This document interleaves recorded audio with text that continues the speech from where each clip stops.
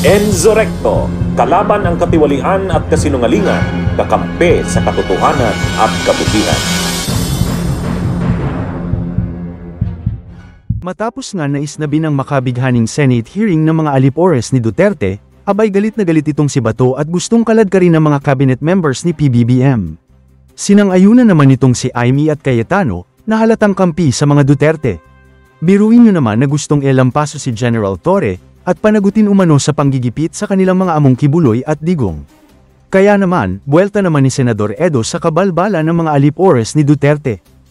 Mukhang klaro naman, unless ikaw ay talagang DDS, mukhang klaro naman yung purpose nung hearing.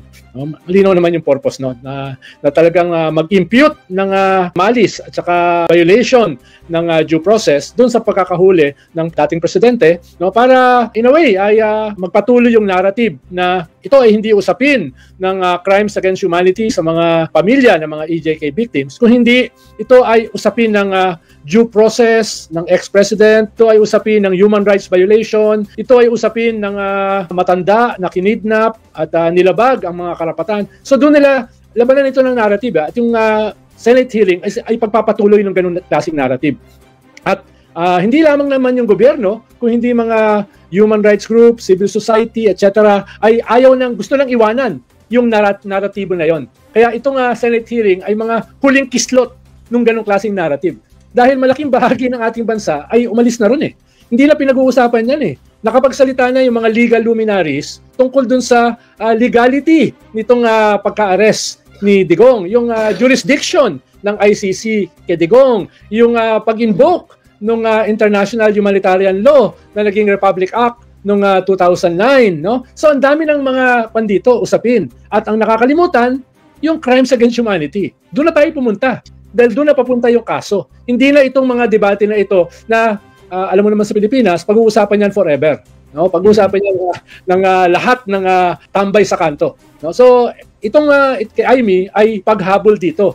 Lalo na dahil sinipa na siya sa administration slate. Ito yung kanyang bahagi ng paghihigante. Sabi nga niya, darating din yung oras ng paghihigante. Ito sinisimulan na niya. Ito yung bahagi na yun. No? Tingin ko, nauunawaan ko dahil dun sa kanyang non-committee report. So nakalagay doon dyan sa report na yan na may hatol na siya, na illegal yung arrest, no? Na violate yung human rights, walang due process. So kung ako naman yung cabinet secretary, ano bang gagawin ko ron? May hatol na. No? So gagamitin lang ako para sumortahan yung kanyang hatol. Diba? Actually, kung titilad-tilarin mo yung apat, meron kang 26 sentences ni Bongo na binabasa, tapos meron kang napagsumbong ni Bato, saka yung threat niya na isasampina niya itong mga kwan, no? Tapos meron ka na Ambassador of Jesus Christ na kung ano-ano yung mga sinasabi. Hindi ko nga alam, baka kung pati siya nalito sa mga sinasabi niya eh. No? Tapos nandyan si Amy, na sangkatutak yung ini-invoke. Oras ng paniningil, yun ang sabi niya, oras ng paniningil. Pero mo, yung nakaamba, yung warrant sa ICC, siya pa yung lakas ng loob na manakot ng subpoena, di ba? Siya pa yung nananakot. Ano yan style bulok? No? Ba't ako makikipag-style bulukan? Di ba? Pag Senate hearing, syempre, may control ng narrative, yung chairman. Pwede kang barabarahin eh. Pwede kang barabarahin eh. Kaya nauunawaan ko bakit ayaw nilang dumalo. Ibang level kasi itong apat eh. Karamihan naman ng mga politiko, ipokrito eh. Pero siyempre, meron kang first five. Meron kang creme a la creme na mga ipokrito. Paano kahit yung mga, alam ko mga ipokrito na senador, hindi sumama, nahiya eh. No? Mismo yung iba na pang top 5 na ipokrito, kahit sila nahiya eh. Ayaw nila makasama.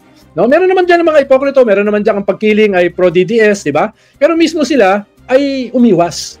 No? Dahil alam nila, hindi nila kakayanin itong apat na ito na nag-i-invoke ng human rights, nag-i-invoke ng due process, di ba? Si Amy nga nag-invoke pa eh. Anong ituturo natin sa mga kabataan? Makikita itong ginagawa yung hindi pagharap ng mga leader nila sa executive. Okay naman yun, no? Halimbawa, kung magsasabi nun si Senator Risa, medyo okay naman yun eh. Pero kung itong apat ang magsasabi, ay hindi ko na alam. Hindi ko na alam kung saan tayo pupulutin yan. Diba? Lalo na yung isa na nag-i-invoke ng one China policy from out of nowhere. Samantala, kinumpirma naman ni Cheese Escudero na dadalo na sa susunod na pagdinig ng Senado ang ilang opisyal ng pamahalaan. Ito na may kaugnay sa pag-aresto kay Digong Duterte. Ngunit sa halip na sa Martes, April 8, isasagawa ang pagdinig sa araw ng Huwebes, April 10. Gayunman, hindi masabi ng Senate President kung sino ang mga siguradong pupunta sa pagdinig.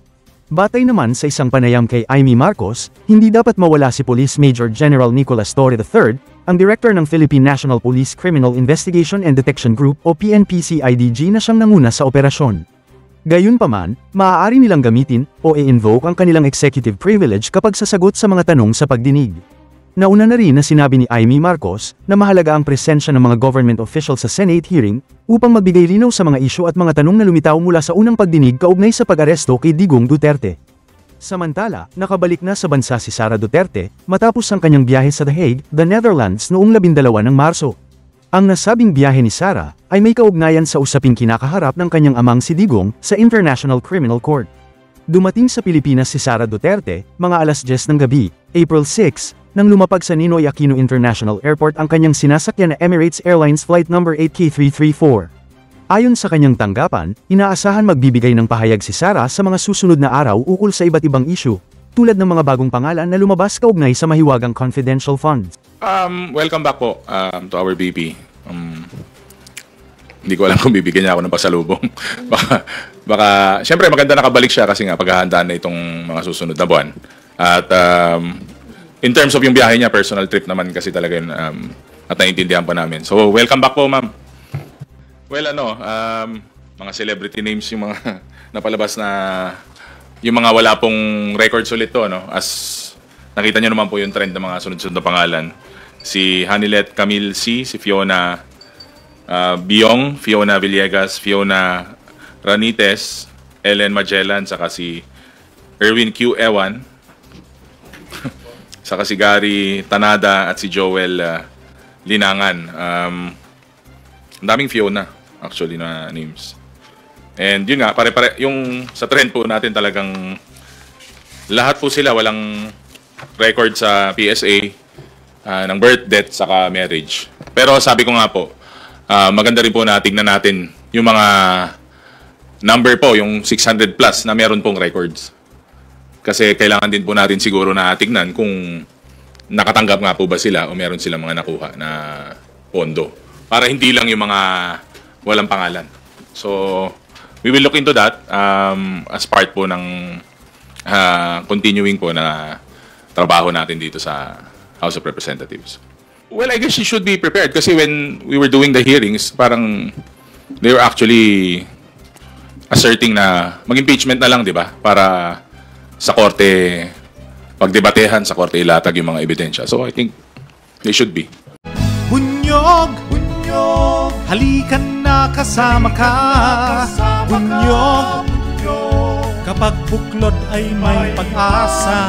Luzon, Visayas, Mindanao, isa ang pananaw. Sa bagong Pilipinas ang bunyog isisigaw. Bunyog.